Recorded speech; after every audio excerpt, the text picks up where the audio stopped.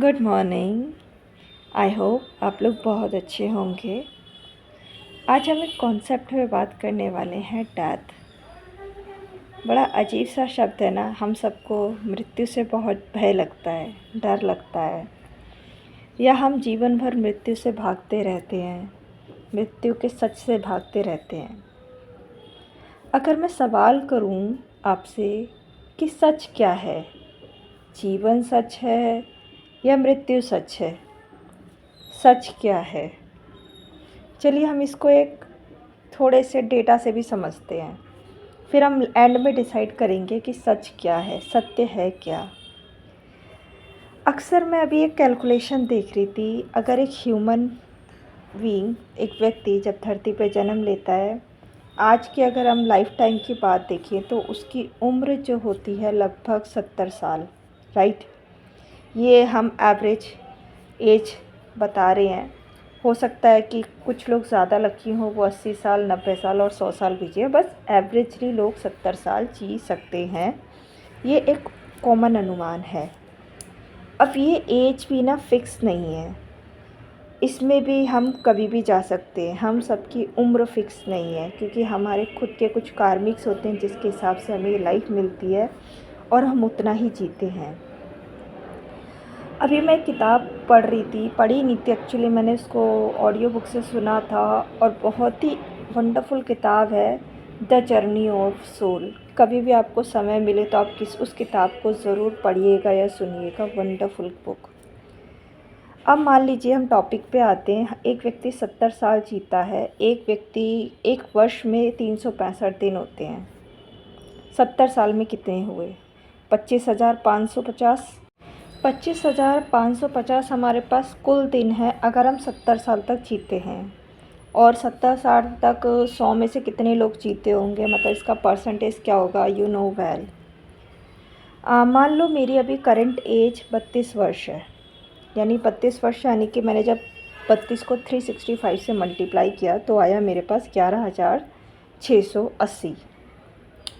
और मेरे पास कितने दिन बचे? अगर मैं 25,550 में से 11,680 को माइनस करती हूँ तो मेरे पास बचते हैं 13,870 दिन। अभी मैं फिर और कैलकुलेट कर रही थी, क्योंकि अभी रिसेंटली मेरा बर्थडे गया है जुलाई में, उसके बाद से मेरे 50 दिन और हो गए हैं। और अभी मेरे पास जो टोटल दिन बचे हैं, अगर मेरी उम्र 70 साल होती है तो, विच इज़ नॉट कन्फर्म, तो मेरे पास बचते हैं 13,850 दिन। यानी कि अगर मेरे को भगवान जी ने 70 साल की उम्र दी है तो मैं भी इस अर्थ पर 13,820 दिन और हूँ। अब ये हमें क्या, इस डेटा को एनालिसिस करने का क्या मतलब अर्थ बनता है यहाँ पर? अब हम लोग सोचते हैं ज़िंदगी ना मिलेगी दोबारा, जितनी है जी लो, हंस लो। हम क्या कर रहे हैं ना, मतलब भाग रहे हैं। सच को एक्सेप्ट नहीं करना चाहते, सच को सुनना नहीं चाहते, सच से बात नहीं करना चाहते, सच को फेस नहीं करना चाह रहे। सच क्या है? सच मृत्यु है। आप कितना भी भाग लो, किसी भी जगह चले जाओ, दुनिया के किसी भी कोने में चले जाओ, वो आपके पास आएगी। अब जब मैंने सोचा कि मेरे पास तो 320 दिन है, वो भी अगर मैं 70 साल जीती हूँ, विच इज़ नॉट कन्फर्म। अब मान लीजिए ऐसे आप भी, कोई 70 साल जी सकता है, कोई 50 साल, मतलब सबकी, किसी की उम्र, ये जो वीडियो देखेंगे 50 वर्ष होगी, किसी की 20 वर्ष होगी, किसी की 60 वर्ष होगी। ये सब आपकी उम्र होगी, उसके हिसाब से आपके पास डेज़ होंगे। अब मेन कॉन्सेप्ट नहीं है, अब हम दूसरे कॉन्सेप्ट में आते हैं। हमारे पास पूरी ज़िंदगी में 25,550 दिन हैं। आधी उम्र हम ऐसे ही सोचने में निकाल देते हैं।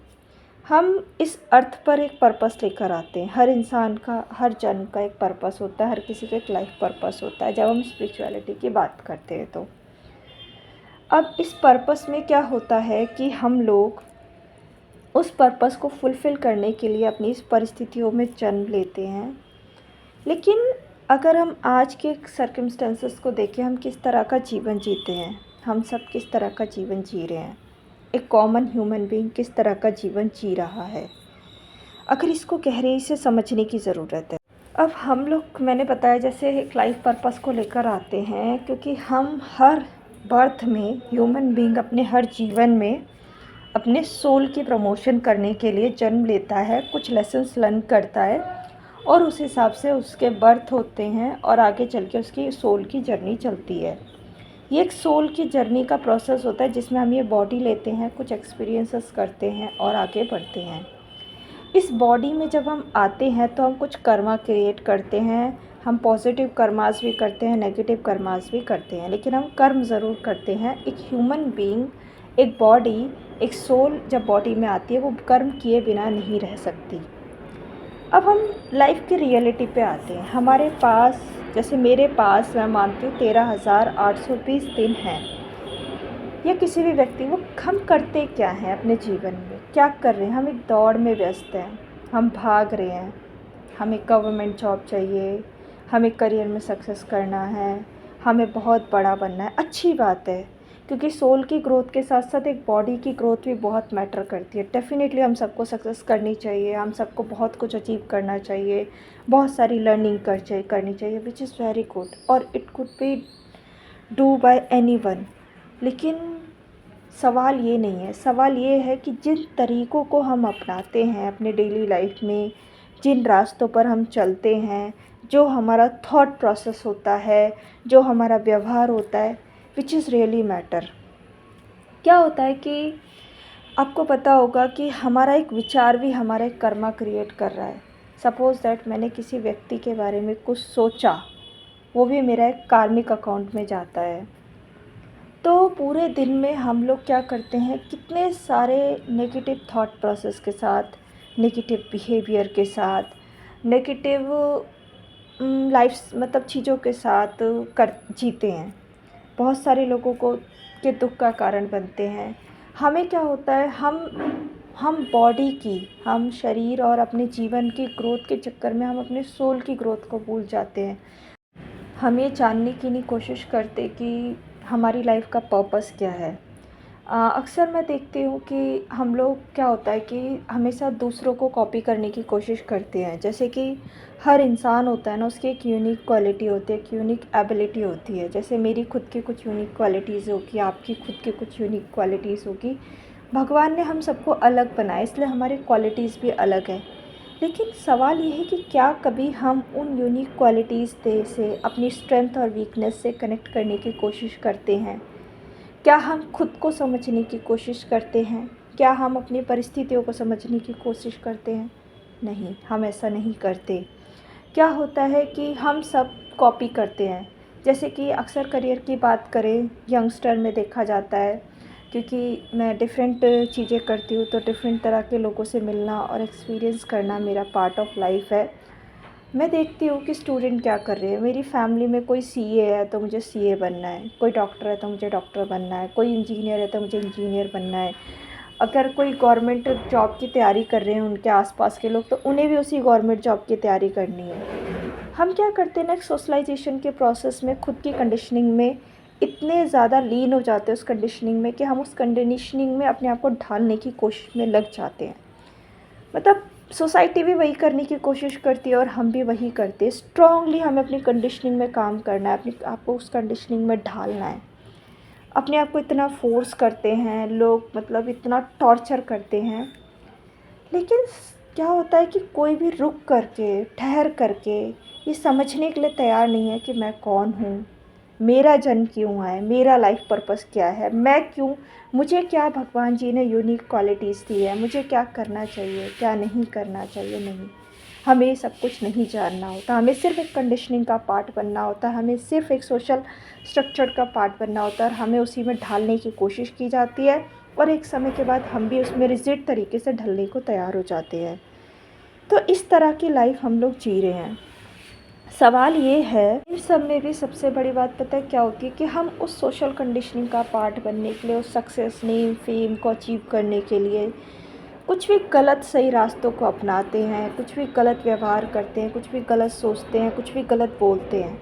मतलब हर पल negative Karma, negative Karma, negative Karma create करते रहते हैं और अपने अकाउंट्स क्रिएट करते रहते हैं।